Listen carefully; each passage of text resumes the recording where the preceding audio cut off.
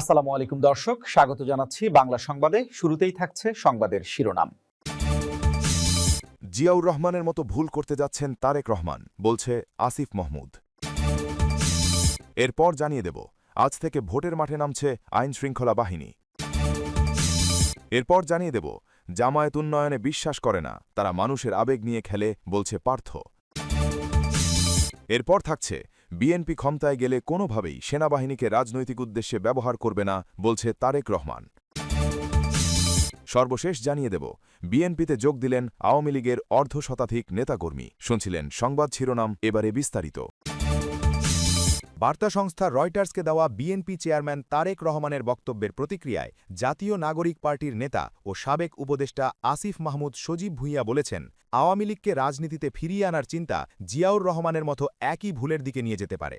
আসিফ মাহমুদ বলেন, আগের দিন রয়টার্সে প্রকাশিত এক সাক্ষাৎকারে একটি দলের প্রধানের বক্তব্য তিনি দেখেছেন। সেখানে বলা হয়েছে, জনগণ চাইলে শেখ হাসিনার সন্তানরা রাজনীতিতে ফিরতে পারে। তার দাবি, জনগণ যদি শেখ হাসিনা বা তার সন্তানদের রাজনীতিতে ফেরাতে চাইত, তাহলে অভ্যুত্থানের মাধ্যমে শেখ হাসিনার পতন ঘটত না এবং এত মানুষের প্রাণহানির প্রশ্নও আসত না। তিনি বলেন, জনগণ ১৯৭৫ সালেও বাকশাল চায়নি, তখন একটি সেনা অভ্যুত্থানের মধ্য দিয়ে বাকশালের পতন ঘটেছিল। সংবাদ সম্মেলনে আসিফ মাহমুদ বলেন, জিয়াউর রহমান জীবনে একটি বড় ভুল করেছিলেন। তার বক্তব্য অনুযায়ী বাকশালের প্রতিষ্ঠাতা শেখ মুজিবুর রহমানের কন্যাকে রাজনীতিতে সক্রিয় হওয়ার সুযোগ দেওয়ার ফলেই পরবর্তী সময়ে গুম, হত্যা ও সহিংসতার পথ তৈরি হয়েছে। তিনি দাবি করেন, সেই ভুলের খেসারত জাতিকে দীর্ঘ সময় ধরে দিতে হয়েছে এবং জুলাইয়ের গণ অভ্যুত্থানে বহু প্রাণহানি ঘটেছে। তিনি বলেন, জিয়াউর রহমানকে আমরা শ্রদ্ধা করি, তবে তিনি একটি ভুল করেছিলেন। বাকশালের প্রতিষ্ঠাতা শেখ মুজিবুর রহমানের মেয়েকে বাংলাদেশের রাজনীতিতে নিয়ে এসেছিলেন। এই ভুলের খেসারত বাংলাদেশের মানুষ ও তার পরিবার ৩ যুগ ধরে দিয়েছে। বেগম খালেদা জিয়াকে স্লো পয়জনিংয়ের মধ্য দিয়ে যেতে হয়েছে এবং তিনি পৃথিবী ত্যাগ করে চলে গেছেন। তারেক রহমানও একই ভুল করতে চাইছেন।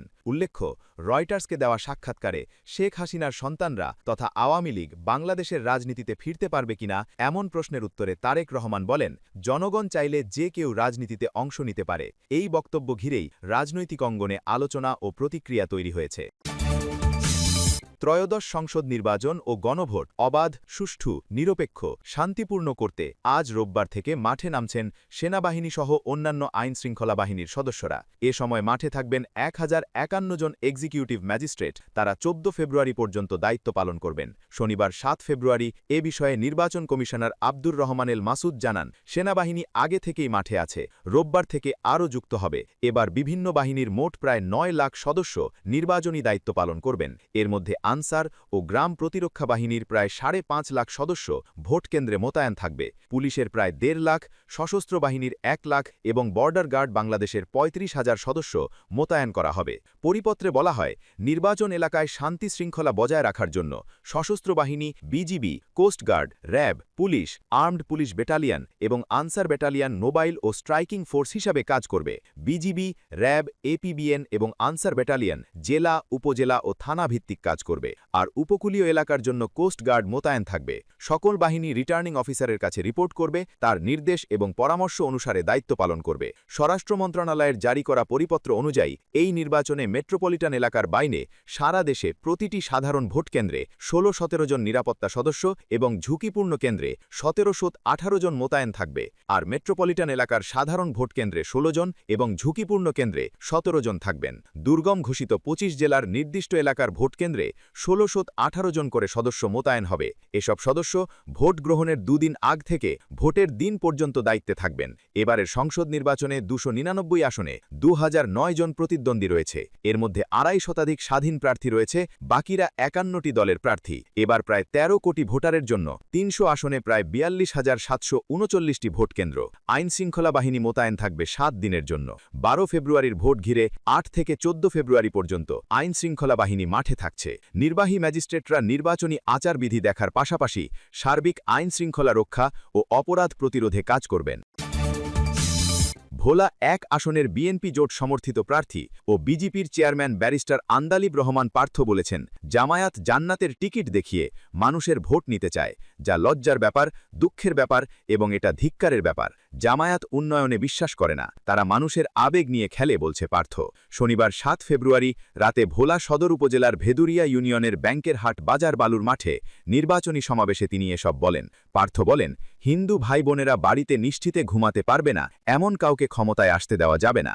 বাংলাদেশের হিন্দু মুসলমান একই আকাশের নিচে থাকবে, কিন্তু এটা একটা গোষ্ঠী বিশ্বাস করে না। তিনি আরও বলেন, আমি যদি আপনার ভোটে নির্বাচিত হয়ে সংসদে যাই তাহলে ভোলার ইতিহাসে সবচেয়ে বেশি উন্নয়ন করব। ভেদুরিয়া ইউনিয়ন বিএনপির সভাপতি মোহাম্মদ অলিউল্লাহ মাস্টারের সভাপতিত্বে বিএনপির কেন্দ্রীয় নির্বাহী কমিটির সদস্য হায়দার আলী লেনিন, জেলা বিএনপির সাবেক সাধারণ সম্পাদক আমিরুল ইসলাম খান, যুগ্ম আহ্বায়ক হারুনর রশিদ, হুমায়ুন কবির সোপান, সদস্য সচিব রাইসুল আলম, জেলা যুবদলের সভাপতি জামাল উদ্দিন লিটন সহ বিজেপি ও তার অঙ্গ সংগঠনের নেতাকর্মীরা বক্তব্য দেন। বিএনপি ক্ষমতায় গেলে কোনোভাবেই সেনাবাহিনীকে রাজনৈতিক উদ্দেশ্যে ব্যবহার করবে না বলছে দলের চেয়ারম্যান তারেক রহমান। শনিবার 7 ফেব্রুয়ারি রাজধানীর রেডিসন ব্লু হোটেলে 2009 সালের পিলখানা হত্যাকাণ্ডে নিহতদের পরিবার ও অবসরপ্রাপ্ত সামরিক কর্মকর্তাদের সঙ্গে এক মতবিনিময় সভায় তিনি কথা বলেন। তারেক রহমান বলেন, সেনাবাহিনীর গৌরব ফিরিয়ে দেওয়ার বিষয়টি কথার মধ্যেই সীমাবদ্ধ নয়, গৌরব অর্জন ও ধারণ করার বিষয়ও বলে তিনি উল্লেখ করেন। তার ভাষ্য অনুযায়ী সেনাবাহিনীর সম্মান ও মর্যাদা রক্ষার দায়িত্ব সেনাবাহিনীর নিজেদেরই নিতে হবে। তিনি বলেন, সেনাবাহিনী রাজনীতি সম্পর্কে সচেতন থাকবে, কিন্তু রাজনীতিতে বিলীন হবে না। পেশাদারিত্ব যেন রাজনীতির আড়ালে চাপা না পড়ে, সে বিষয়ে সেনা সদস্যদের সতর্ক থাকার প্রয়োজনীয়তার কথা বলেন তিনি।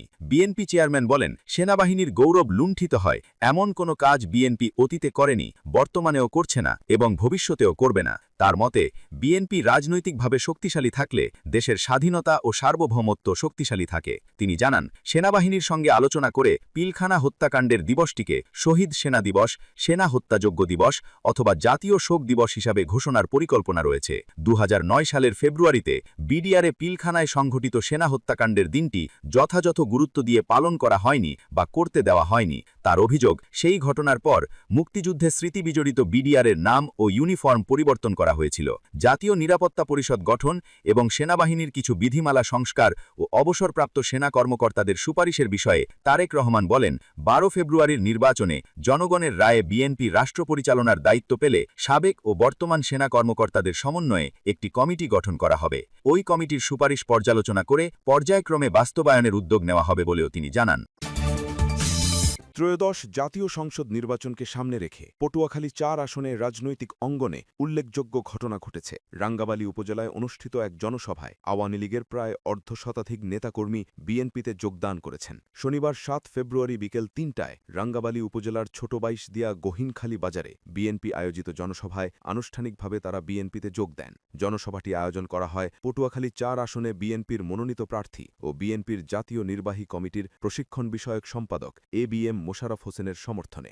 জনসভায় উপজেলা বিএনপির সভাপতি, সাধারণ সম্পাদক সহ দলের বিভিন্ন অঙ্গ ও সহযোগী সংগঠনের নেতৃবৃন্দ উপস্থিত ছিলেন। এ সময় এবিএম মোশাররফ হোসেন নিজ হাতে আওয়ামী লীগ থেকে আগত নেতাকর্মীদের বিএনপিতে বরণ করে নেন।